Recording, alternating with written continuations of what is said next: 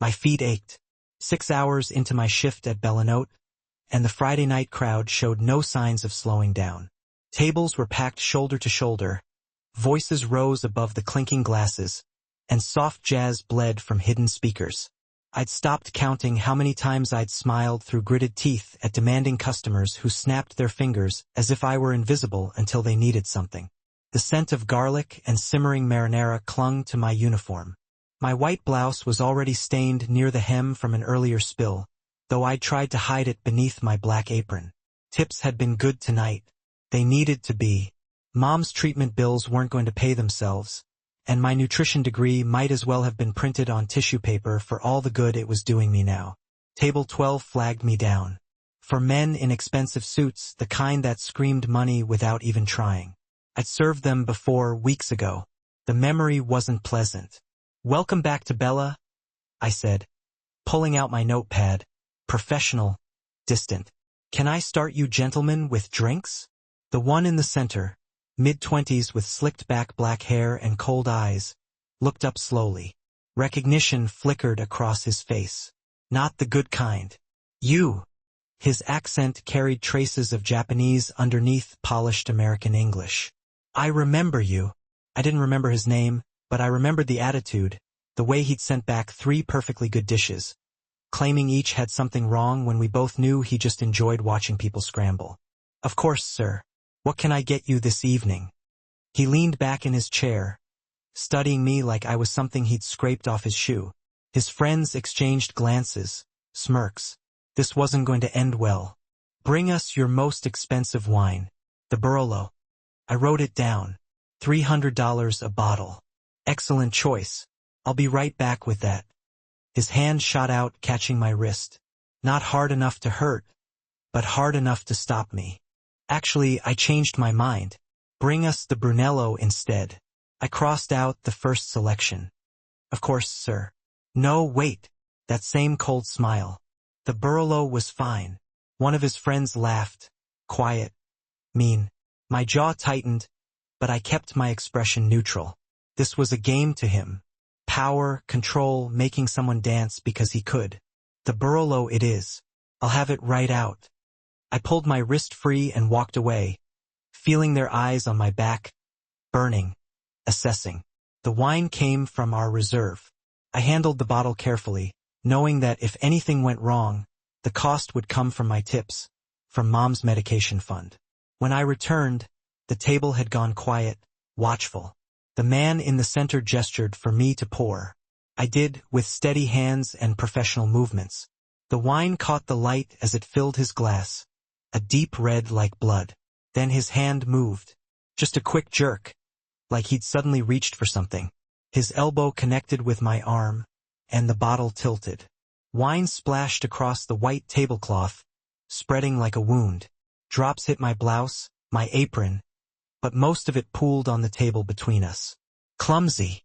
He said it in Japanese first, then in English, loud enough for nearby tables to hear. "Look what you did." My hands shook. "Sir, He cut me off. He switched back to Japanese, saying something that made his friends laugh. I didn't understand the words, but I understood the tone. Contempt. Disgust. He pulled out his wallet, extracting a $100 bill. Then he dropped it on the floor at my feet. "Pick it up." His voice cut through the sudden silence around us. "It's where you belong anyway." On the floor. Heat flooded my face. Not embarrassment, but anger. Pure, white-hot fury that I'd learned to swallow every single shift because I needed this job, needed the money, needed to keep my head down and survive. But something in me cracked. "No." The word came out steady, clear. His eyebrows rose. "What?" I said no. "I'll get the manager. He can handle this." I set the wine bottle down carefully on a nearby station and turned to walk away. "You'll do what I tell you, or you'll be out of a job by morning." He said it loud enough for half the restaurant to hear. My father owns half this city. One phone call and you're finished. My back was to him. I didn't see the movement that followed, only heard it. The scrape of a chair, quick footsteps, then a sound like a hand meeting expensive fabric. When I turned, my breath caught. A man stood behind Kenji, both hands fisted in the collar of that expensive suit, lifting him slightly off his feet. Tall, easily over 6 feet, with dark hair swept back from a face carved from stone and shadow. His suit was charcoal, perfectly tailored, and when he moved, it was with the contained grace of something dangerous. I knew him. Everyone who worked at Bellanote knew him. Alejandro Belvita. He came in twice a week, always alone, always sat at the back corner table, never caused problems, never spoke much, just ate his meal, left a generous tip and disappeared into the night. The owner had whispered once that Mr. Belvita was an investor, a silent partner, someone very important. Now, he held Kenji suspended like a child holding a misbehaving puppy, and the temperature in the room had dropped 10 degrees. My hands flew to my mouth. Shock stole my voice. In this restaurant, Alejandro said, his voice low and controlled, each word precise. You treat everyone with respect. You learn that now, or I teach you another way. Kenji's face had gone white. His eyes darted around, looking for help that wouldn't come. Mr. Bella, I didn't. Don't. One word, soft as silk, sharp as a blade. The entire restaurant had gone silent.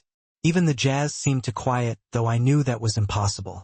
Alejandro's eyes, dark green and intense, flicked to me for just a moment.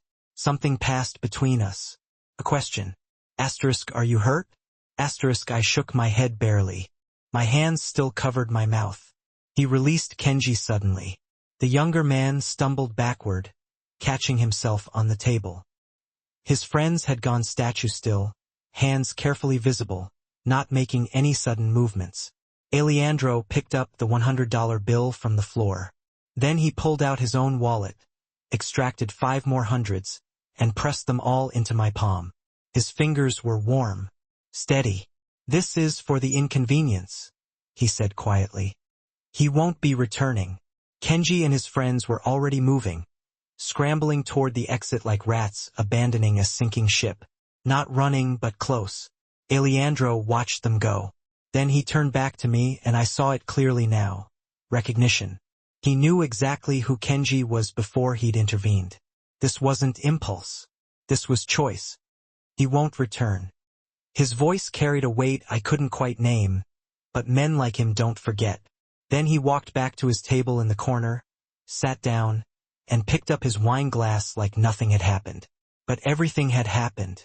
My hands trembled around the money, more than I made in an entire week. The restaurant slowly returned to life around me. Conversations resumed. The jazz swelled. Someone laughed. But I stood frozen, staring at the back of Alejandro Belvita's head and feeling like I just stepped onto a path I couldn't see the end of. A path that might save me or destroy me completely. My hands wouldn't stop shaking. Even an hour after closing, after cleaning wine stains from the tablecloth and accepting congratulations from coworkers who'd witnessed the whole thing, my fingers trembled around the $600 tucked in my apron pocket. Marco, the night manager, found me in the staff room. 60 years old, silver hair, tired eyes that had seen too much. He gestured for me to follow him into his cramped office that smelled of espresso and old paperwork. Sit. I sat. He studied me for a long moment, hands folded on his desk. You know who that was, don't you? The man who intervened. Mr. Bella. He comes in twice a week. Alejandro Belvita. Marco's voice dropped. He's not just a customer, Camila. He's a silent partner. Owns 30% of Bellanote. Has for 3 years. The information settled over me like cold water. I didn't know. Not many people do. He prefers it that way. Marco leaned forward. What happened tonight? You need to thank him properly before you leave. He's still here. My stomach twisted. Marco, I can't. You can. You will. His tone softened slightly. He defended you. In our world, that means something. Show respect. Our world. As if I belonged to it. As if I understood the rules of whatever game I'd stumbled into. But I needed this job. So I nodded. Alejandro sat at his usual table, now cleared except for a glass of red wine. The restaurant had emptied. Just a few staff cleaning up, their movements deliberately distant, giving him space or giving us space. I approached slowly, each step feeling heavier than the last. He looked up when I was still 10 feet away, as if he'd been tracking my movement the entire time. "Mr. Belvita," I began, my voice coming out steadier than I felt. "I wanted to thank you for what you did tonight, Alejandro." He gestured to the chair across from him. Not a suggestion, but a command wrapped in courtesy. I sat. Up close, he was even more striking than I'd realized. Sharp cheekbones, a strong jaw darkened by stubble, and those eyes, green like deep water, studying me with an intensity that made my skin prickle with awareness. A thin scar traced his jawline, barely visible, old, healed. "You didn't have to intervene," I continued. "But I'm grateful you did." "Yes, I did." Simple. Absolute. Men like Kenji Yamamoto need to be reminded that money doesn't buy immunity from consequences. The way he said Kenji's full name, casual and certain, sent warning signals through my nervous system. "You know him." "I know who he is, who his father is, what they do." Alejandro took a slow sip of wine. "Do you?" I shook my head. Hiroshi Yamamoto runs the Yamaguchi-gumi operations in New York, one of the most powerful Yakuza families on the East Coast. He set his glass down with deliberate care. His son is a spoiled child playing at being dangerous, but the family name still carries weight. My throat went dry. "Then why did you?" "Because what he did was unacceptable.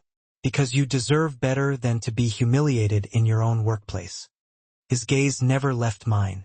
"Because some things are worth the complications they create."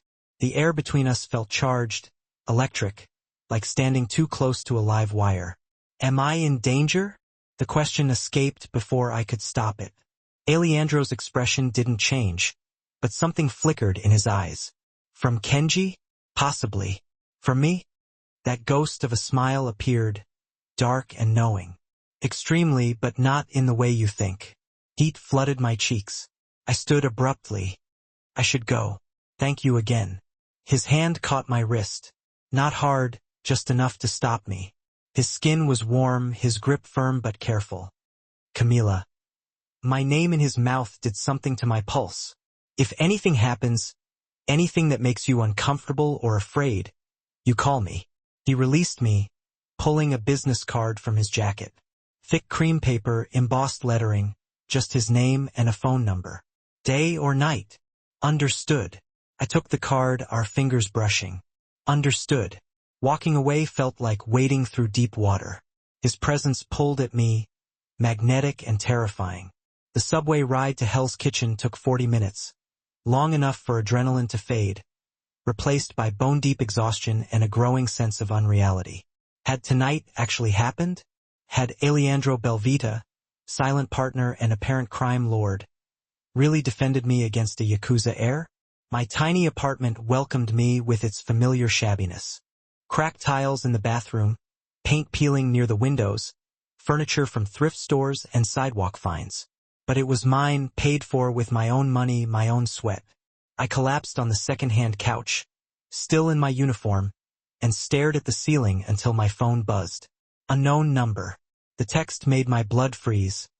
Asterisk careful who you accept protection from. Not all saviors are heroes. Asterisk my hand shook so badly I nearly dropped the phone. I read it again, then again. Someone was watching. Someone who knew what had happened tonight. Someone who wanted me afraid. I should call the police, report the threat. But what would I say?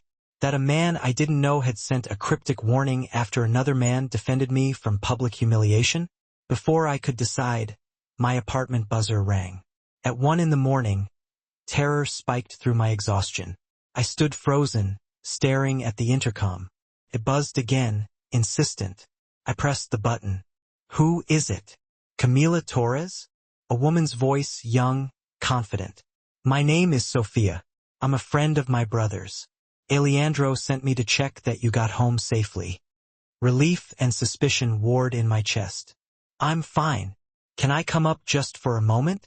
I promise I'm not here to cause problems. Something in her tone, warm but genuine, made me buzz her in. Sophia Belvita looked nothing like her brother. Petite, maybe 5'4", with long dark hair and striking features softened by an easy smile. She wore designer jeans and a leather jacket that probably cost more than my monthly rent. Sorry about the late hour. She stepped inside when I opened the door, scanning my apartment with quick efficiency. Not judging, assessing. Alejandro gets protective. It's annoying, but usually well-intentioned. She rolled her eyes. You're his sister? Unfortunately, she said, but she said it with affection. And you're the waitress who made him lose his composure in the middle of Bella. That's impressive. He's usually better at keeping his reactions hidden. I closed the door, suddenly conscious of the stained uniform, my tangled hair, the exhaustion pulling at my features. I didn't ask him to intervene. No, you didn't. That's probably why he did. Sophia settled onto my couch like she belonged there. Can we talk just for a few minutes? I wanted to refuse, wanted to kick her out and pretend tonight had never happened. Instead, I sat in the armchair across from her. About what? About the text you just received. My spine went rigid. How do you... Alejandro has people watching your building. They saw Kenji's associate leaving after placing a tracker on your phone line. She held up a hand before I could explode. It's been removed. The message was traced to a burner phone purchased this afternoon in Queens.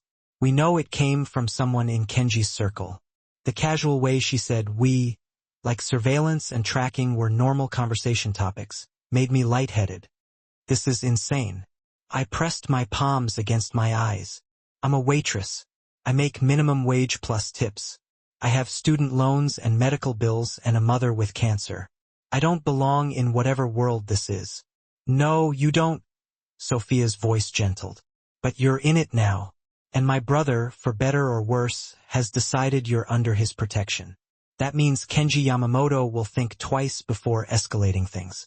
But he sent the message anyway. A warning, posturing, testing boundaries. She leaned forward.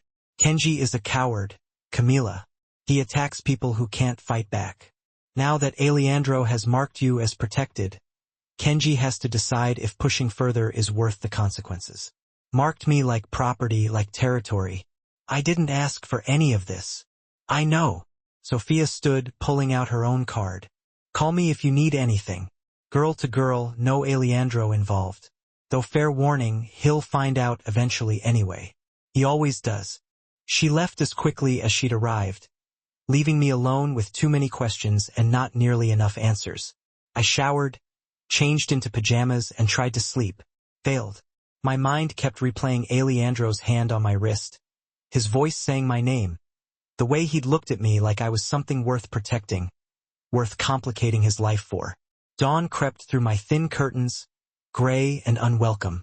I hadn't slept, just lay there, staring at the 2 business cards on my nightstand, wondering how a single night could tilt my entire world sideways, and knowing somehow that this was only the beginning. For days crawled by, for days of jumping at shadows, checking my phone obsessively, scanning every face that walked into Bella, waiting for something terrible that never came, or maybe just hadn't arrived yet. The flowers appeared on day 3, white roses, 2 dozen, delivered to the restaurant during lunch rush. The card read, "Apologies for the disruption, AB." Formal, distant, as if he hadn't grabbed a man by the collar and changed the trajectory of my entire life. I'd almost convinced myself to throw them away. Almost. Instead, I brought them home, set them on my kitchen counter, and tried not to think about green eyes and dangerous promises. Day 4, Alejandro returned. I spotted him the moment he walked through the door. 8 o'clock, dinner service in full swing, and somehow the restaurant quieted around him. Not silence, just a subtle shift, like everyone unconsciously making space for something powerful moving through their midst. He wore charcoal tonight, a 3-piece suit tailored to perfection, and when his eyes found mine across the crowded dining room, my breath caught. Marco intercepted me before I could reach him. Table 6. He requested you specifically. Marco's voice was low. It's not a request, Camila. It's good business. But his eyes were kind, concerned. Just take his order. Be professional. Alejandro had chosen a quieter corner this time. Not his usual back table, more intimate, less visible to prying eyes. I approached with my notepad clutched like armor. "Good evening, Mr. Bella. Can I start you with something to drink, Alejandro?" He gestured to the seat across from him. "Please." I glanced around. Marco was watching. 2 other servers had found reasons to hover nearby. "I'm working." "Then consider this work." That same tone, not quite command, not quite request. Something in between that made refusing feel impossible. I sat perched on the edge of the chair, spine rigid, notepad in hand. "How have you been?" he asked, as casual as if we were old friends catching up over coffee. "Fine," I lied. "You've barely slept," he said gently. "I can see it." Heat flooded my cheeks. "How would you know?"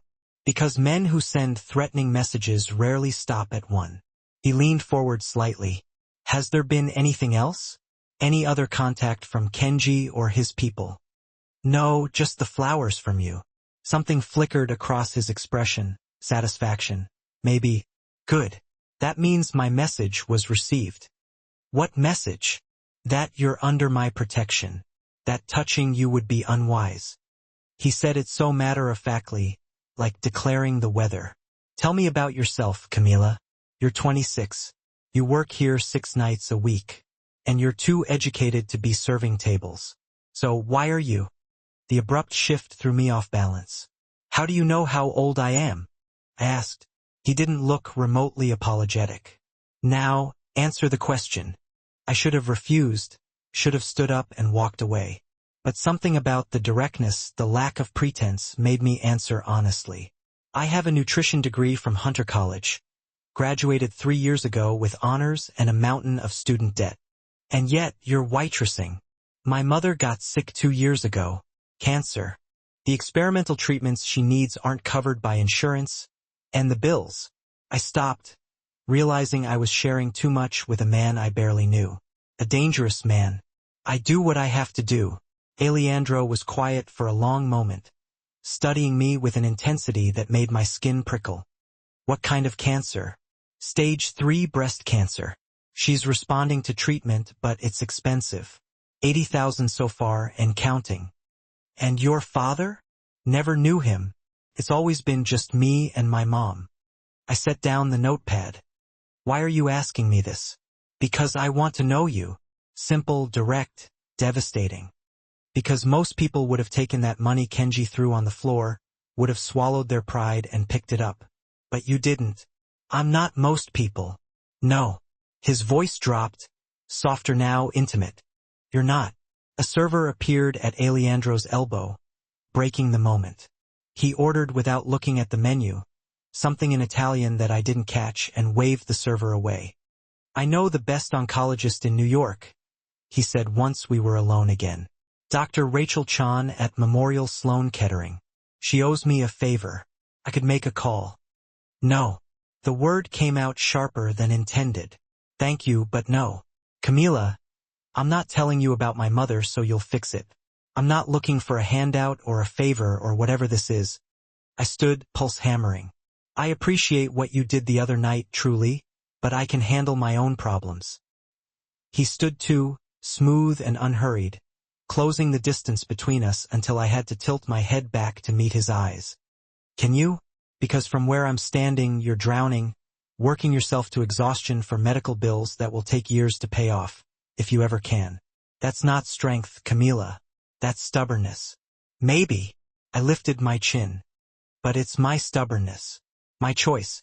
Something shifted in his expression. Respect perhaps, or understanding. He reached into his jacket, pulled out another card, pressed it into my palm. "When you're ready to accept help without shame, call me." He left cash on the table for a meal he hadn't eaten and walked out without looking back. I stood there holding his card, hands trembling, hating how much I wanted to use it. The next 3 days passed in exhausted monotony. Work, sleep, visit mom at the hospital during my breaks. Repeat. She was stable, responding well to the current treatment cycle. The doctors were cautiously optimistic. Then the call came, 2 in the morning. my phone screaming me awake from dreams filled with green eyes and dangerous promises. The hospital emergency. Mom's vitals had crashed. They were rushing her into emergency surgery. There were complications. She needed a specialized procedure that would cost $75,000. And they needed authorization within the hour. I had $800 in my checking account. The hospital financial counselor was sympathetic but firm. Without payment guarantee, they couldn't proceed. Without the procedure, Mom would die. I sat in the sterile waiting room, phone clutched in shaking hands, and stared at Alejandro's card. Pride was a luxury I couldn't afford. Not anymore. I dialed. He answered on the first ring. Camila. Not a question. He knew it was me. My voice broke. I pressed my palm against my mouth, trying to hold back the sobs building in my chest. I need help. What hospital? Mount Sinai. But Alejandro, it's $75,000. I'm on my way. Don't sign anything until I get there. He hung up before I could respond. I don't know how long I sat there, wrapped in shock and desperation and something dangerously close to hope. Time stretched and contracted. Nurses bustled past me, their footsteps echoing in the sterile environment. The fluorescent lights overhead buzzed with a relentless hum, sounding for all the world like a swarm of angry insects. Then he materialized. Alessandro strode through the emergency room entrance, clad in dark jeans and a black shirt. His hair was slightly mussed, as if he'd dressed in haste. His eyes scanned the room, found me instantly. He closed the distance between us with long, purposeful strides. Where? One word, but it was all I could manage. I gestured mutely toward the administrative offices. What happened next was a blur.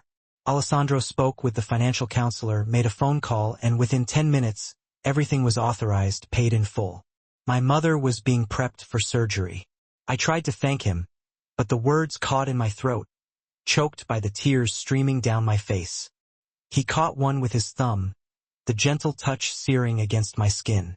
You don't owe me anything, he said quietly, his voice a low rumble that seemed to vibrate through me. But accept the dinner invitation. Let me take you somewhere that isn't a hospital or a diner. Let me know you properly. I simply nodded, incapable of speech.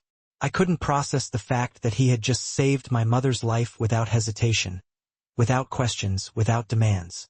Tomorrow night, he continued, his eyes holding mine. I'll have Sophia pick you up. Then he was gone, disappearing back into the night, leaving me standing in a hospital waiting room with my world tilted completely sideways. And for the first time in years, I allowed myself to believe that maybe, just maybe, accepting help wasn't the same as relinquishing control. Perhaps it was simply being human. Sophia arrived precisely at 7 o'clock, driving a sleek silver Mercedes that looked completely out of place on my Hell's Kitchen street. She emerged from the car, wearing dark jeans and a cashmere sweater, radiating an effortless elegance that I could never achieve, even if I had her money. Ready? Her smile was warm, genuine, not the practiced politeness I had anticipated. I glanced down at my own outfit, the nicest dress I owned, navy blue and simple, paired with worn ballet flats. As ready as I'll ever be. The drive took 40 minutes, winding north out of Manhattan toward Long Island. Sophia filled the silence with easy conversation, inquiring about my mother's recovery, my work at Bella, carefully skirting around the elephant in the car until we reached the highway. My brother is complicated, she said finally, the words sounding like a confession. When he cares about someone, it's absolute, complete. There's no half measure with Alessandro. Is that a warning? An observation? She glanced at me, her dark eyes sharp. But yes, also a warning. His world is dangerous, Camila. Not just physically, but emotionally. You get close to him and everything changes. There's no going back. My hands twisted nervously in my lap. What if I don't want to get close? Then you shouldn't have said yes to dinner, she replied, her tone kind, understanding. He doesn't invite people to Manhasset. This house, it's his sanctuary. The fact that he's bringing you there means something. The mansion materialized through a break in the trees. Clean lines and modern architecture that somehow blended seamlessly with the natural surroundings. stone and glass reflecting the fading sunlight. Expansive windows overlooking the Long Island Sound. Not ostentatious, but quietly, confidently expensive. Alessandro waited on the front steps, and the sight of him stole my breath. No suit tonight, just dark jeans and a white linen shirt with the sleeves rolled to his elbows, revealing strong forearms marked with faint scars. His hair was slightly damp, as if he'd recently showered. He looked more relaxed than I had ever seen him, and even more dangerous because of it. "Thank you, Sophia." He helped me from the car, his hand warm and steady against mine. "Behave," Sophia called as she drove away, leaving me alone with him. "Come." Alessandro's hand found the small of my back, guiding me inside. The touch burned through the thin fabric of my dress, proprietary and protective at once. The interior of the house took my breath away. High ceilings, polished hardwood floors, floor-to-ceiling windows framing stunning water views. But it wasn't cold or sterile. Books lined built-in shelves. Comfortable furniture invited lingering, and the aroma of cooking food filled the air. "You cooked?" I couldn't hide my surprise. "I find it calming." He led me to a kitchen that belonged in a magazine. Granite countertops, professional-grade appliances, herbs growing in small pots on the windowsill. "I hope you like Italian." "I work in an Italian restaurant." That doesn't answer the question. That ghost of a smile appeared again. "I love Italian food." He pulled out a stool at the island counter. "Sit. Talk to me while I finish." I watched him work, mesmerized by the confidence in his movements, tasting sauce, adjusting seasoning, plating with care. This man who held power and commanded fear now concentrated on making sure the pasta was perfectly al dente. "How did you learn to cook?" I asked. "My mother. She insisted all her children know how to feed themselves properly." He glanced up, something soft crossing his expression. "She died when I was 24. Car accident. My father went 6 months later. Heart attack, the doctor said. But I think it was grief." "I'm sorry. It was a long time ago." He set a plate before me. Fresh pasta with a light cream sauce, perfectly seared scallops, delicate and beautiful. I became head of the family business at 24. Barely older than a child, trying to fill my father's shoes. I took a bite. The food was extraordinary. Melt in your mouth perfection. "What kind of business?" Alessandro sat across from me, his own plate untouched. "Import, export, real estate, various investments.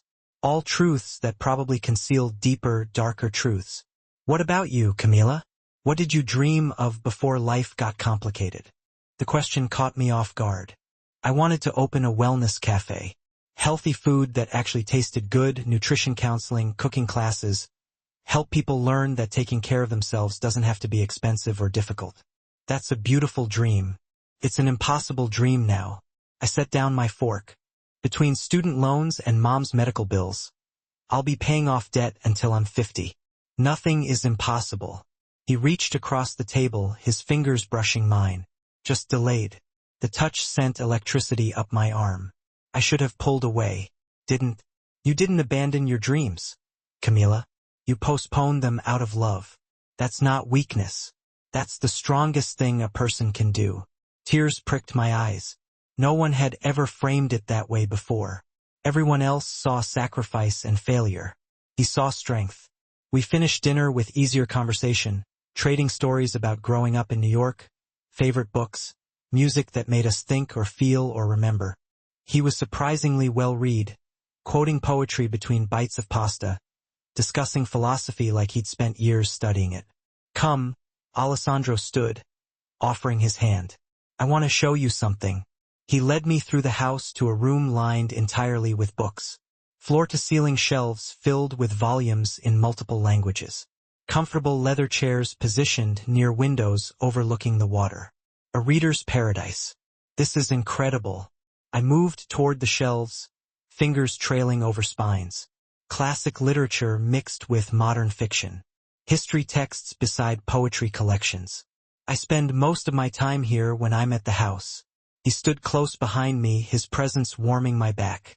It's the one place I can be just Alessandro. Not the boss, not the heir to a legacy I never asked for. Just a man who likes to read. I turned, found him closer than expected. His eyes, dark green in the soft lighting, held mine with an intensity that made breathing difficult. Camila. My name was almost a question. May I kiss you? The fact that he asked, that this powerful man who commanded others without hesitation was requesting permission, undid something in me. Yes. His hand cupped my jaw, his thumb tracing my cheekbone with exquisite gentleness. Then his mouth met mine, and the world tilted sideways again. The kiss was controlled but passionate. Restrained power held carefully in check. His other hand found my waist, pulling me closer until no space remained between us. I gripped his shoulders, needing something solid to anchor me as heat flooded through my body.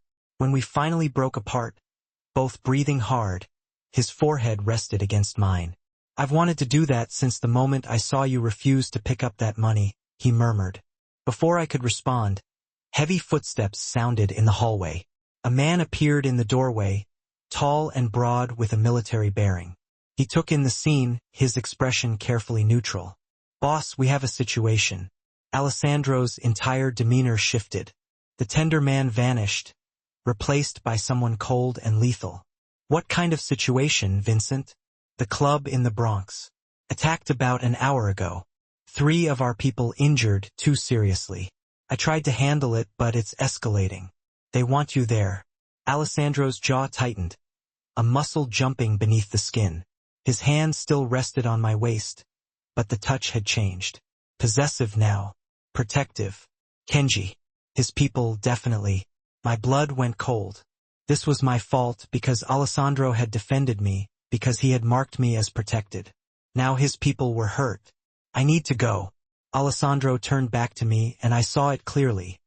The transformation from man to dawn, from dinner companion to crime lord. Vincent will take you home. Alessandro, you're in the center of this now, Camila, whether you want it to be or not. And I will protect you. I will protect what's mine. He cupped my face, kissed me once more, hard and claiming. Trust me.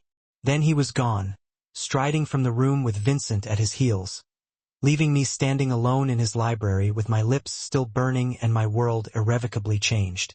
Vincent drove in silence, professional and distant. I sat in the back of the black Mercedes, watching streetlights blur past, my lips still tingling from Alessandro's kiss, from his declaration, his claim, "You're in the center of this now." The words echoed in my head, mixing with the memory of violence in Kenji's eyes, the threat in that text message, the reality that people had been hurt because a powerful man had decided I was worth defending. My apartment felt too small when I finally climbed the stairs.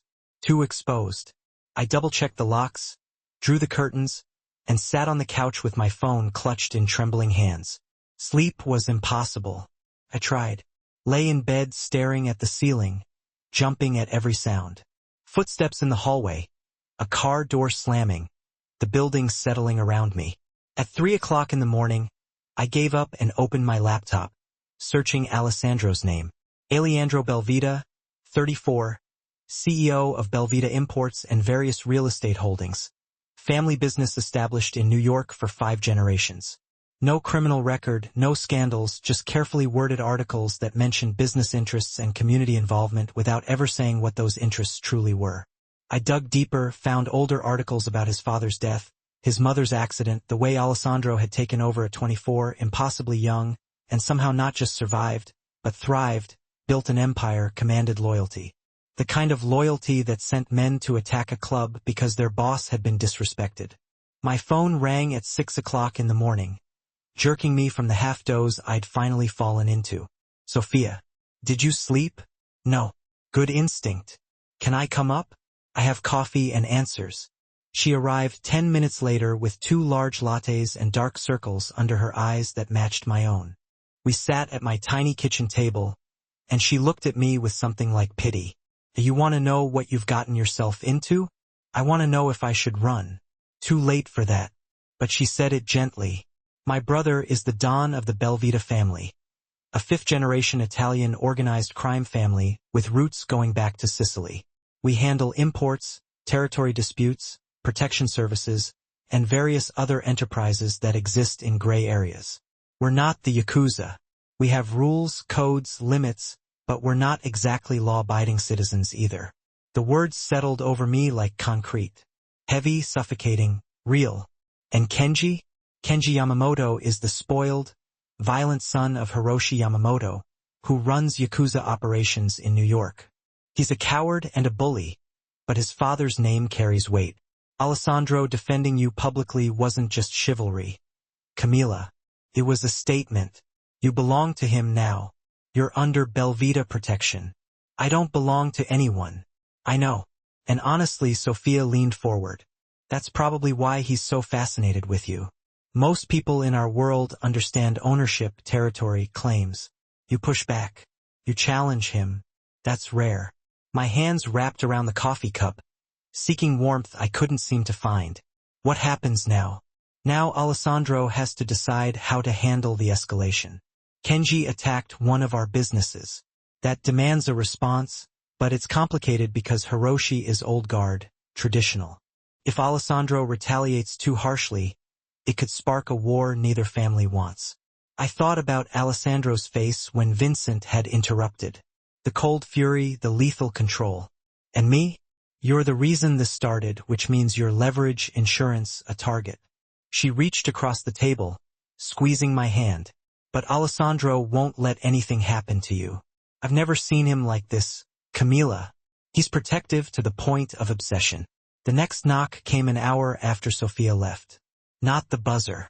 Direct pounding on my apartment door that made my heart stop. I looked through the peephole.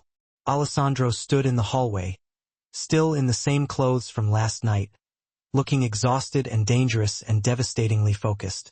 I opened the door. He stepped inside, closed it behind him, and pulled me into his arms without a word. Just held me, his face buried in my hair, his breath warm against my neck. Are you hurt? I asked. No. His voice was rough, tired. The injured men will recover. The club has damage, but nothing that can't be fixed. It was a message, not an actual attempt to destroy anything. He pulled back, cupping my face in both hands. I put men on your building last night. 3 of them. Rotating shifts. You're being watched 24 hours a day. Something in me snapped.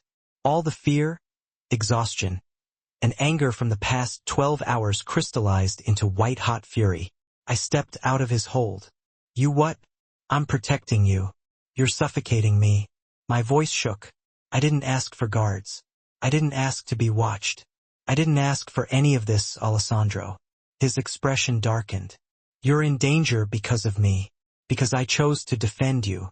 That makes your safety my responsibility. I'm not your responsibility.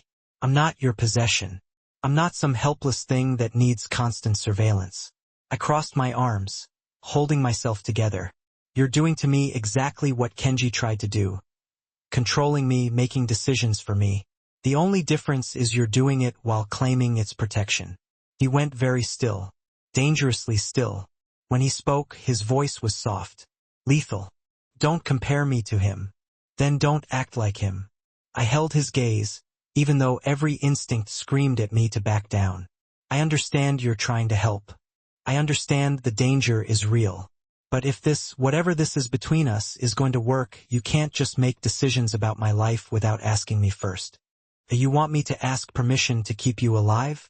I want you to treat me like a partner, not a prisoner. My throat tightened. I'm choosing to be here, Alessandro. Choosing to accept the risks that come with being close to you. But that has to be my choice, not something you force on me because you've decided what's best. The silence stretched between us, taut as a wire. I watched emotions flicker across his face. Anger, frustration, something that looked almost like fear. Then he exhaled slowly, his shoulders dropping. You're right. I'm what? Right. He moved closer but didn't touch me.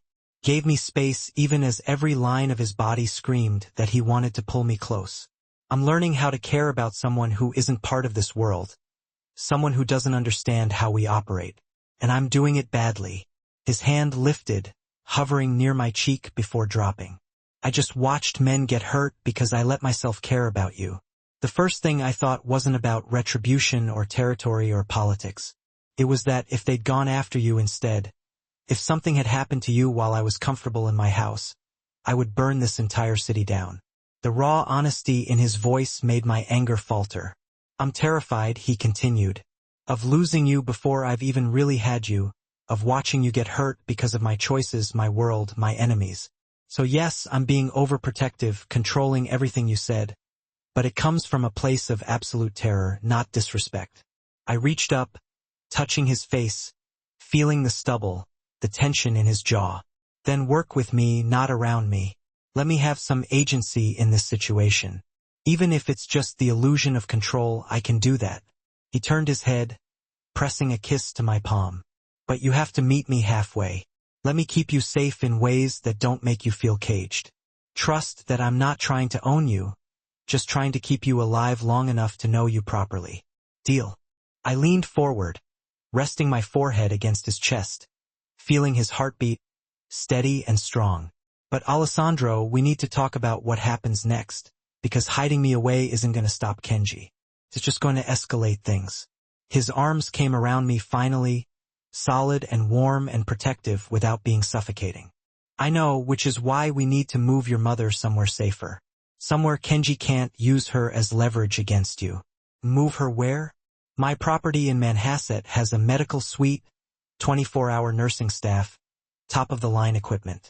She'll be comfortable and safe. The offer was too much, too generous, too everything. Alessandro, this isn't charity. The strategy, but his voice was gentle. You're part of my world now, whether we like it or not. That means the people you love become targets. Your mother is vulnerable in a public hospital. Let me protect her the same way I'm protecting you. Tears burned my eyes.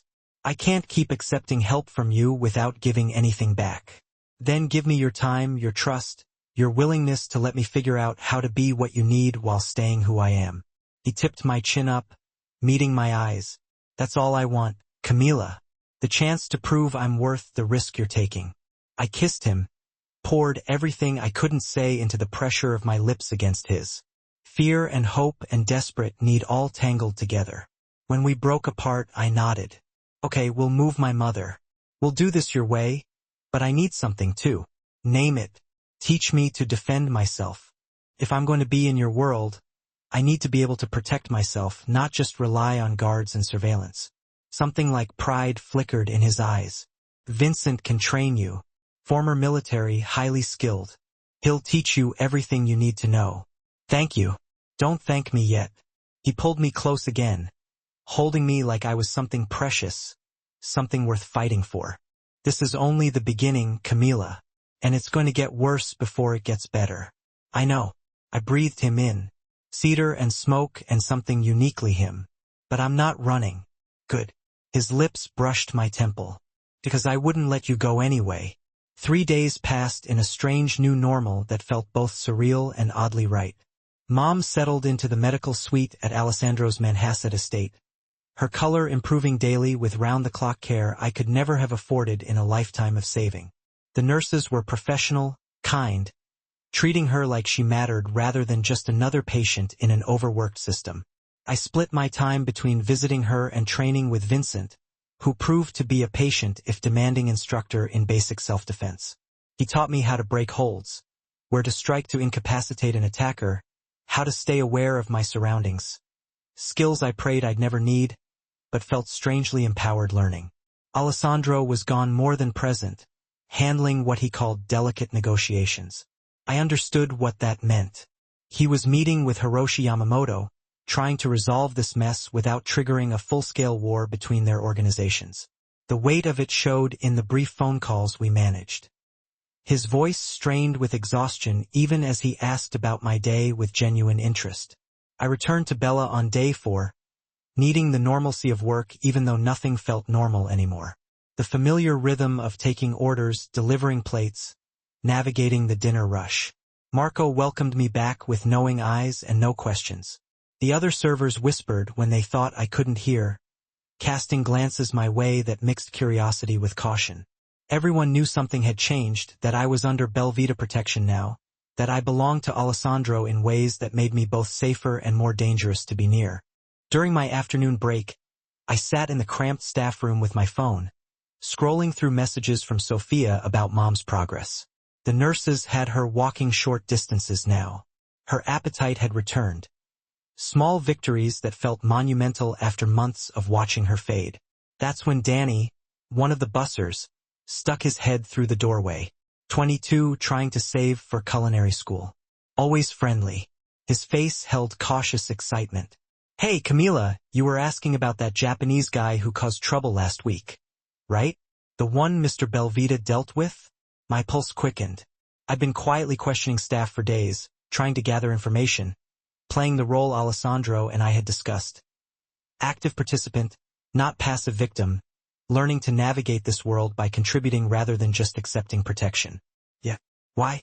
My cousin works security at a warehouse complex in Maspeth, near LaGuardia Airport. Says he's seen a guy matching that description hanging around the past few days. Asian, expensive clothes, acts like he owns the place but seems nervous. Keeps looking over his shoulder. Been there 3 days straight. Always with some rough-looking dudes. Russians, my cousin thinks. Everything in me went still. Russians. Mercenaries. Exactly what Alessandro had warned me about. Which warehouse? Danny pulled out his phone, showed me a location pin. Industrial area. Lots of abandoned buildings. The kind of place people went when they didn't want to be found. My cousin says they're in the old textile factory. Big brick building. Most of the windows broken out. Nobody's used it in years. Thanks, Danny. I really appreciate this. No problem. Just be careful, okay? Those dudes looked seriously dangerous. I called Alessandro the moment I was alone in the supply closet, heart hammering against my ribs. He answered on the first ring, like he'd been waiting for my call. "Camila, I have something." I explained quickly, precisely, keeping my voice low. Danny's information, the location, the timeline, the Russians. It matches Kenji's profile perfectly. He's hiding, but not well enough. Silence on the other end. I could almost hear him thinking, calculating, planning. "Are you certain about the source?" Danny's cousin has been working security there for 2 years. He knows the area well and understands what constitutes a normal situation. This is far from normal. Good job. A sense of pride filled his voice, warming something deep inside me. You've done exactly what I needed. Now let me take care of the rest. I'm sending Sophia at 51 minutes and 52 seconds to bring you to the estate immediately. Eliandro, please, Camila. His voice dropped, sounding urgent and raw. Trust me on this. You've given me the advantage I needed. Now, let me use it to end this before anyone else gets hurt, before Kenji decides to escalate things in unpredictable ways. I wanted to argue, to demand to be involved in whatever was coming next. But the underlying fear in his command stopped me. He wasn't just being overprotective. He was terrified of losing me. Okay, I trust you. Thank you. He exhaled slowly at 52 minutes and 27 seconds. I'll call you when it's done. The line went dead, leaving me standing in a supply closet surrounded by stacks of napkins and cleaning supplies. I had just helped set in motion something that would either end this nightmare or make it infinitely worse. That evening, while sitting in the Manhasset library while Alessandro was, God knows where, doing God knows what, Mom found me. She moved slowly, still recovering, but her eyes were sharp, knowing. She'd always been able to read me like an open book, ever since I was little. Tell me about him. She settled into the leather chair across from mine, wrapping a cashmere throw around her shoulders at 52 minutes and 58 seconds. The throw Sophia had brought her. Soft and expensive. Everything here was soft and expensive. This Alessandro who's given me a palace to recover in. Who's put that look in your eyes? Mom, don't deflect. Sweetheart, I'm your mother. I see how you look when his name comes up. How you check your phone constantly, jumping every time it buzzes. How you haven't slept properly in days at 53 minutes and 29 seconds. She reached out, taking my hand in hers, thinner than before the illness, but steady and strong. Do you love him? The question hung between us, direct, unavoidable, terrifying in its simplicity. Did I love Alessandro Belvita? The man who defended me with controlled violence, who paid my mother's medical bills without hesitation, who kissed me like I was oxygen and held me like I was precious. The crime lord who commanded fear and loyalty in equal measure. The complicated, dangerous, surprisingly tender man who cooked me dinner and quoted poetry and looked at me like I was something worth fighting for at 54 minutes and 4 seconds. Yes. The word emerged as barely a whisper. God help me. But yes, I love him.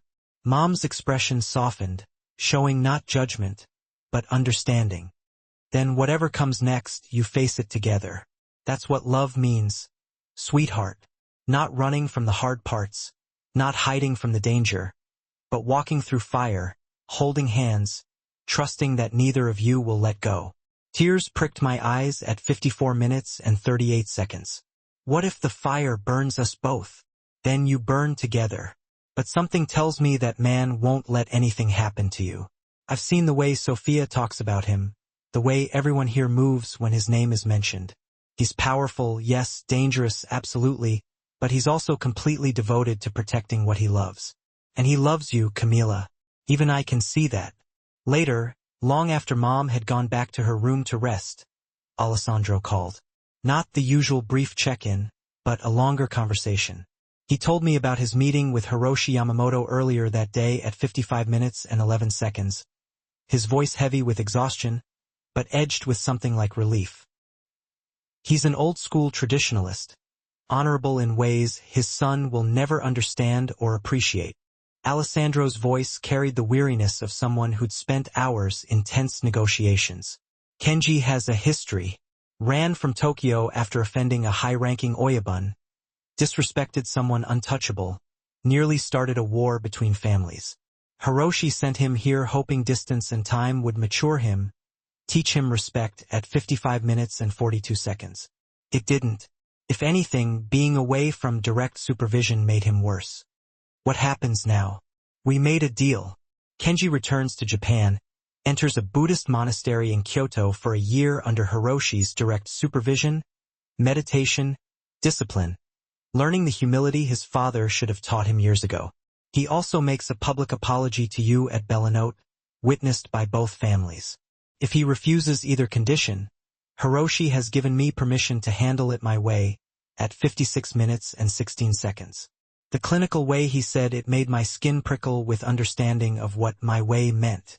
And if he's already refusing by hiding in that warehouse, then I go get him tonight. Convince him that apologizing to you and accepting his father's punishment is vastly preferable to the alternative. Pause waited with meaning. Your information was crucial, Camila. We've had people watching that area since you called. It's definitely him. He's hired independent Russian mercenaries, paying them from offshore accounts he apparently kept hidden from his father. Smart enough to cover his tracks financially, but not smart enough to hide his location properly, at 56 minutes and 45 seconds. Independent. Does that matter? It means when we move on him, it won't trigger automatic retaliation from the Bratva. These are freelancers, not official operators. We can negotiate compensation for any casualties and avoid a larger conflict. Keeps this contained to just our families. His voice softened, carrying something like pride at 57 minutes and 17 seconds. You're learning the politics of this world quickly. I have a good teacher, or maybe just strong motivation to understand what I'm dealing with. Maybe both. I could hear the exhaustion dragging at him, but also the warmth, the affection he rarely voiced, but showed in countless small ways. Come back safe, Alessandro. Whatever you're planning with Kenji tonight, whatever happens in that warehouse, just come back to me, always. It sounded like a vow, a promise carved in stone at 57 minutes and 48 seconds.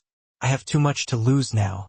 You've become my reason, Camila, my reason to be careful, to think beyond just territory and honor and tradition, to want a future that includes something other than violence and endless wars. You make me want to be more than just Don Belvita. You make me want to be just Alessandro, just a man who loves a woman. Tears burned my eyes, spilling over before I could stop them. I love you. The words hung in the air between us, crackling through the phone connection. I hadn't meant to say them at 58 minutes and 22 seconds. Not yet, not like this, over the phone, while he was preparing for what was essentially a kidnapping and forced negotiation mission. Say that again. His voice roughened with emotion I'd never heard before, vulnerable, almost desperate. I love you, Alessandro Belvita. Despite the insanity, despite the danger, despite every rational reason I shouldn't, despite knowing this could end in heartbreak or worse, I love you. Hold that thought. His voice dropped to something intimate, promising. Because when I get back, when this is finished and Kenji is dealt with, I'm going to spend a very long time showing you exactly how I feel about you, how you've changed everything for me, how you make me want to be better than I am, at 58 minutes and 58 seconds. He hung up before I could respond, leaving me in the library with my racing heart and the terrifying, exhilarating reality that I just admitted the deepest truth, that I loved a man who lived in shadows, who commanded violence with the same hands that held me tenderly.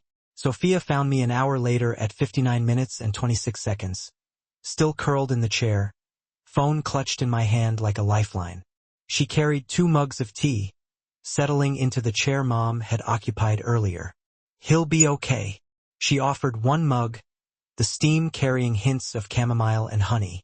Alessandro has been doing this since he was 24. He knows how to survive, how to win, how to come home. That doesn't make waiting easier. No. She smiled sadly, knowingly. Doesn't. Welcome to loving a Belvita, Camila. The worry never goes away. You just learn to live with it at 1 hour and 1 second. Learn to trust that they know what they're doing, that they're as careful as they can be in a world that doesn't reward careful. Outside, night fell over Long Island Sound, the water turning dark and mysterious under the moon. Somewhere in Queens, in an industrial warehouse near LaGuardia Airport, Alessandro was moving on Kenji Yamamoto, ending this threat, protecting me, risking himself and his men. And all I could do was wait and trust and pray that the man I loved would come back to me whole at 1 hour and 34 seconds, that we'd get our chance at whatever future we were building together, one dangerous day at a time, that love would be enough to survive the fire we were both walking through. The call came at 3 o'clock in the morning. Alessandro's voice, rough with exhaustion, but alive, whole. It's done. We have him. Relief flooded through me so powerfully my knees buckled. I sank onto the bed, phone pressed against my ear. Are you hurt? Bruised? Nothing serious. Kenji tried to run.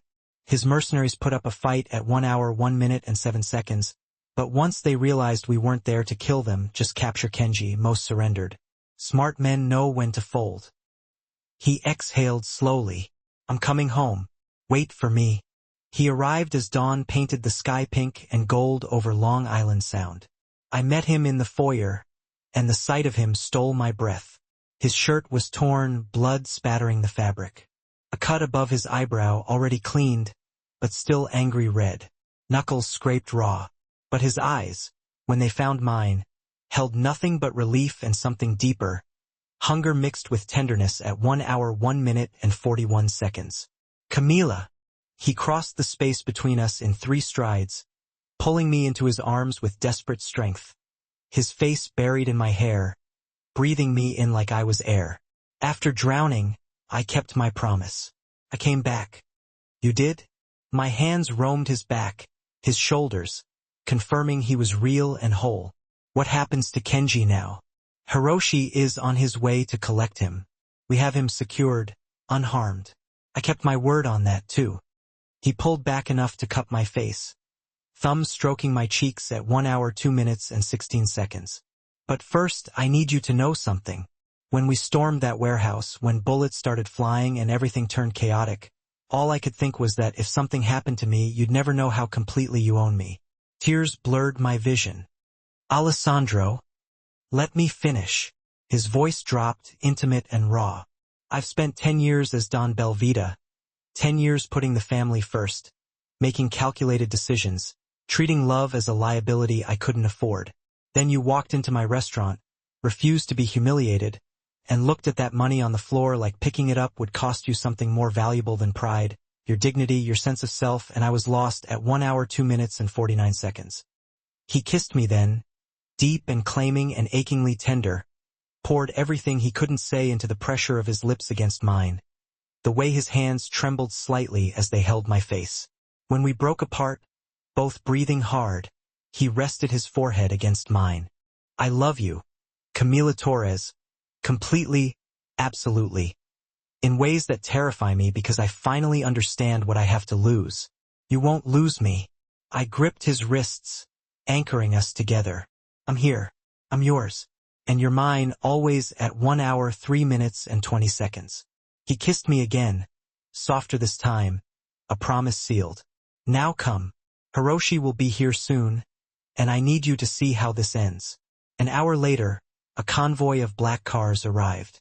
Hiroshi Yamamoto stepped out of the lead vehicle, and I understood immediately why he commanded respect at 1 hour 3 minutes and 55 seconds.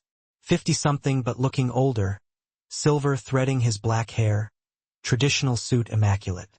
His face was carved from stone and disappointment. This was a man who'd built an empire on honor and discipline, watching his son destroy everything he tried to teach. Alessandro met him in the study. I sat nearby, present but quiet as we'd agreed, witnessing but not participating, understanding my role. Hiroshi looked at his son, bound to a chair, defiant even in defeat. The disgust in the older man's eyes was palpable at 1 hour 4 minutes and 30 seconds. Then he turned to Alessandro, bowing slightly, respect between equals. I thank you for not killing him, Belvita, though I'm not certain he deserves the mercy. We had an agreement. Alessandro's voice was formal, controlled. Your son violated codes we both hold sacred, but he's still your blood. Blood that has brought nothing but shame. Hiroshi's English was precise. Each word weighted. The monastery in Kyoto will either break him or rebuild him. If he returns unchanged, he will not return to my house at 1 hour 5 minutes and 4 seconds. They discussed terms with the efficiency of men who understood each other perfectly. Alessandro would pay compensation to the families of the 2 Russian mercenaries killed in the confrontation, 50,000 each, blood money, but necessary to avoid retaliation from the Bratva. Hiroshi would owe the Belvita family a favor, unspecified and open-ended, a debt of honor that might be called in tomorrow or 10 years from now. Then came the condition I'd been waiting for. The public apology, Alessandro said at 1 hour 5 minutes and 34 seconds. At Belanote tomorrow night, both families present to witness it. Kenji's head snapped up, face twisting with rage. I won't. You will. Hiroshi's voice cut like a blade. Or you will be dead to me. No monastery, no second chance. Just exile and disgrace. The silence stretched. Then Kenji's shoulders slumped, the fight draining out of him, cowardice and self-preservation winning over pride. I'll do it. The words emerged bitter, defeated. The next evening, I stood in Belanote, wearing the navy dress from our first real dinner, Alessandro's hand warm against the small of my back at 1 hour 6 minutes and 14 seconds. The restaurant had been cleared except for key members of both families. Marco stood near the kitchen, face carefully neutral. Sophia sat at a nearby table, offering me encouraging smiles. Kenji entered with his father, looking smaller, somehow diminished. His expensive suit couldn't hide the defeat in his posture, the shame radiating from every line of his body. He approached where I stood with Alessandro, stopped 3 feet away, and slowly, mechanically bowed, deep and formal, holding the position longer than seemed comfortable at 1 hour 6 minutes and 46 seconds. I am sorry. He spoke first in Japanese, the words flowing with ritual formality, then switched to English. I was arrogant, cruel, and unworthy of basic humanity. I disrespected you in this place, treated you as less than human because I believed my name and money made me untouchable. I was wrong. You showed me grace I did not deserve when you refused to lower yourself to my level. I ask your forgiveness, though I do not merit it. I vow to learn from this shame, to become a man worthy of the honor my father has tried to teach me, at 1 hour 7 minutes and 18 seconds. The restaurant was utterly silent. Every eye watched, witnessing this moment, the humiliation of a spoiled heir, the dignity of a woman who'd refused to be broken. I looked at Alessandro. He nodded slightly, my choice, my terms. I accept your apology, Kenji Yamamoto. My voice carried clearly in the silence. Use this mistake to become a better man. Learn that power without honor is just tyranny wearing expensive clothes, at 1 hour 7 minutes and 56 seconds. Relief flickered across his face, quickly suppressed. He bowed again, then retreated to his father's side. They left without another word, taking with them the threat that had hung over my life for weeks. The moment they were gone, Alessandro pulled me close, kissing me in front of everyone, claiming me publicly, completely. When he pulled back, his eyes blazed with pride. "You were magnificent. I learned from the best." He took my hand, addressed the room at 1 hour 8 minutes and 31 seconds. "Tonight marks the end of a threat and the beginning of something better. Thank you all for bearing witness." Then he led me from the restaurant to the car waiting outside, and we drove not to Manhasset, but to his penthouse in Manhattan, the private space I'd never seen, his true home. The elevator opened directly into the apartment. Floor-to-ceiling windows overlooking the city lights, but I barely noticed the view. Alessandro's hands were in my hair, his mouth on mine, years of control finally shattering. "I love you." He breathed the words against my lips between kisses at 1 hour 9 minutes and 3 seconds. "My reason, my heart, mine yours." I pulled him closer, needing no space between us. "Always yours." We made love with desperate intensity. Every touch a promise, every kiss a vow. He was reverent and passionate by turns, worshipping my body like I was something sacred while claiming me with possessive need. And when we finally lay tangled together, hearts still racing, he held me like he'd never let go. "Marry me." The words emerged rough, unplanned, not because of obligation or protection or politics, but because I want to wake up next to you every morning for the rest of my life. Because you make me want to be more than just Don Belvita. You make me want to be just Alessandro, the man who loves you, at 1 hour 9 minutes and 37 seconds. Tears spilled over, happy and overwhelming. "Yes." He kissed each tear away, then my lips, sealing the promise. The weeks that followed blurred together in the best way. Alessandro introduced me to key members of his family, watching with barely concealed pride as I held my own in conversations about business and territory at 1 hour 10 minutes and 10 seconds. Vincent continued my self-defense training until I could disarm an attacker with confidence. I had dinner with the capos and their wives, learning the unwritten rules of this world I'd chosen. Mom continued improving, her strength returning daily. Sophia became the sister I'd never had, teaching me how to navigate society functions and which families were allies versus those who required careful distance. And through it all, Alessandro was there in the quiet moments and the chaotic ones, teaching me, protecting me, loving me with an intensity that should have been frightening, but just felt right. 3 months after that night at Bellanote, I stood in my penthouse bathroom, staring at a positive pregnancy test. Alessandro's child growing inside me, our future taking shape in ways I'd never imagined possible. When I told him, he dropped to his knees, pressing his face against my still flat stomach and cried. This powerful, dangerous man, undone by joy at 1 hour 11 minutes and 17 seconds and hope and the promise of the family we were creating together. "I love you," he whispered against my skin. "Both of you, more than I knew was possible. And I knew, despite everything, despite the danger and complexity and madness of this world, we would be okay, because love, real love, was worth fighting for, worth walking through fire for, worth everything." 3 months later, I stood in the kitchen of Bella during lunch prep, reviewing the new wellness menu I developed, Manager of Nutritional Development. The title still felt surreal, printed on business cards that bore my name beneath the restaurant's elegant logo at 1 hour 11 minutes and 51 seconds. Alessandro had acquired full ownership of Bellanote a month ago, but the promotion had been earned through months of work creating healthy options that didn't sacrifice the flavors the restaurant was known for. Marco squeezed my shoulder as he passed. "The salmon dish is selling out every night. You've got a gift, Camila." I smiled, warmth spreading through my chest. This was my dream, realized in ways I'd never imagined possible at 1 hour 12 minutes and 21 seconds. Not my own cafe yet, but a foundation, a beginning. Life had settled into a rhythm that felt both normal and extraordinary. Alessandro and I lived in the Manhattan penthouse, close enough that I could walk to work on nice days. Mom had moved into a beautiful apartment on the Upper West Side, her cancer in remission, her strength returning daily. We had dinner together twice a week, and she'd started volunteering at a cancer support center, helping others navigate the maze of treatments and insurance battles. She'd survived at 1 hour 12 minutes and 53 seconds. Sophia had become the sister I'd never had. We met for coffee, went shopping, attended charity galas together, where I learned to navigate the complex social dynamics of Alessandro's world. The other wives had accepted me cautiously at first, then with genuine warmth once they realized I had no interest in playing power games. I was Alessandro's partner, not his accessory. Vincent had declared my self-defense training complete 2 weeks ago, though we still practiced once a week at 1 hour 13 minutes and 22 seconds.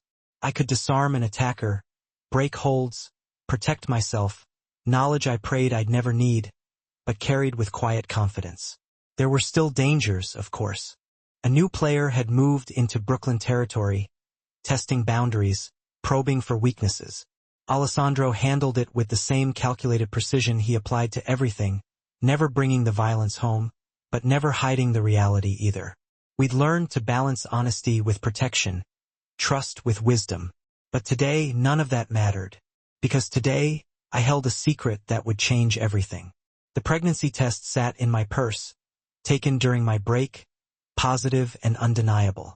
Alessandro's child growing inside me, our future taking physical form at 1 hour 13 minutes and 54 seconds. I hadn't planned to tell him tonight, had wanted to find the perfect moment, create something special, but the words burned inside me, too big to contain. He picked me up after my shift, as he often did when his schedule allowed at 1 hour 14 minutes and 29 seconds. The sight of him leaning against his car, dark jeans and a leather jacket, made my heart skip like it had that first night. Some things never changed. "How was your day?" He kissed me slow and thorough, not caring about the people walking past. "Good, productive. Yours?" Long, tedious meetings about territory agreements. He opened my door, hand at my back as I slid in. But better now. We drove through Manhattan, the city lights beginning to glow as dusk fell. I studied his profile, this man who defended me, claimed me, loved me with an intensity that still took my breath away. Father of my child, my future husband at 1 hour 15 minutes and 4 seconds. We'd set a wedding date for 2 months from now. Small ceremony at the Manhasset estate. Just family and close friends. Nothing ostentatious, just us, promising forever in front of people who mattered. Alessandro. My hand found his on the center console, fingers intertwining. "Yes, amore? I'm pregnant." The car swerved slightly. He corrected immediately, pulling over to the side of the road with quick, precise movements. The engine idled as he turned to face me fully, eyes wide with shock at 1 hour 15 minutes and 40 seconds. "Say that again." "I'm pregnant. About 6 weeks, I think. I took 3 tests today. All positive." For a moment he just stared. Then his hand lifted, trembling slightly, cupping my face with exquisite gentleness. "A baby. Our baby." Tears spilled over before I could stop them. "I know it's fast.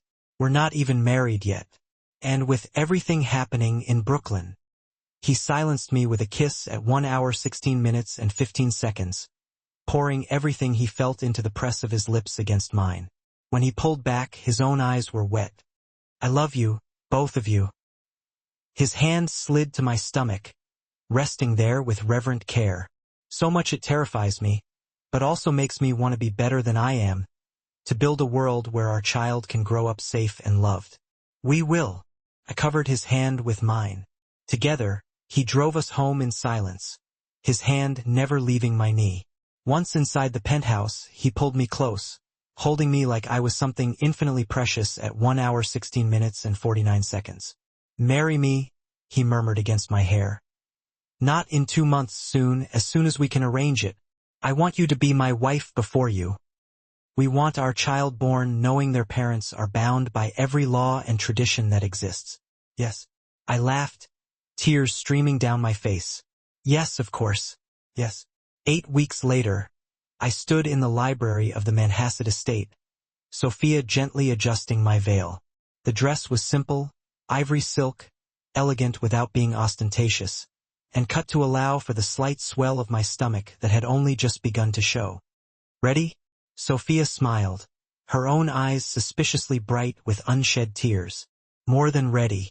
Mom waited outside the library, looking healthier and happier than she had in years. She took my hands and squeezed them gently. Your father would be so proud of you, sweetheart. The woman you've become, the life you've built, the courage you showed in choosing love despite the risks. Thank you for supporting this, for understanding. How could I not? Alessandro makes you happier than I've ever seen you, and he loves you with everything he has. She kissed my cheek. Now let's get you married. The ceremony took place in the garden overlooking Long Island Sound, the sunset painting the sky in brilliant shades of orange and gold. 40 guests, all family or close friends, were in attendance. Vincent stood as Alessandro's best man, Sophia as my maid of honor. But I only had eyes for Alessandro. He stood beneath an arch of white roses, wearing a perfectly tailored charcoal suit, and the expression on his face when I appeared completely stole my breath away. Love and awe and possession and tenderness all mixed together in a look that promised forever. The vows were traditional, spoken in both English and Italian, binding us by every law that mattered. When the officiant pronounced us husband and wife, Alessandro kissed me like it was both the first time and the 1000th, sealing a promise we'd both fought so hard to reach. Later, after dinner and dancing and congratulations, we stood on the terrace overlooking the water.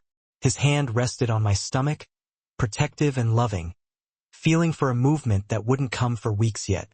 "What are you thinking?" he asked softly, his voice a low murmur. I leaned back against him, safe and warm and completely certain of my choice. That 6 months ago I was just a waitress trying to survive. A man tried to humiliate me. Another man defended me, and my life changed completely. For better or worse. Definitely better. I turned in his arms, meeting those green eyes that had captured me from the very first. Your world is dangerous, Alessandro, but it's also filled with fierce loyalty, absolute love, and unexpected honor. You've shown me that strength comes in many forms. That real love doesn't ignore danger. It faces it together. I would burn this entire city for you. He said it simply, like stating a simple fact. You and our child are my entire world now. I know. I stretched up, kissing him softly, and I wouldn't trade this life, this love, for anything. Not safety, not normalcy, nothing. You're mine forever, and I'm yours. Camilla Belvita. He smiled against my lips always. 6 months ago I thought I understood my life, understood the limits of what I could hope for, dream of, become. Then Alessandro had grabbed an arrogant heir by the collar, looked at me with those intense green eyes, and destroyed every assumption I'd ever made about my future. He'd saved me, but really we'd saved each other.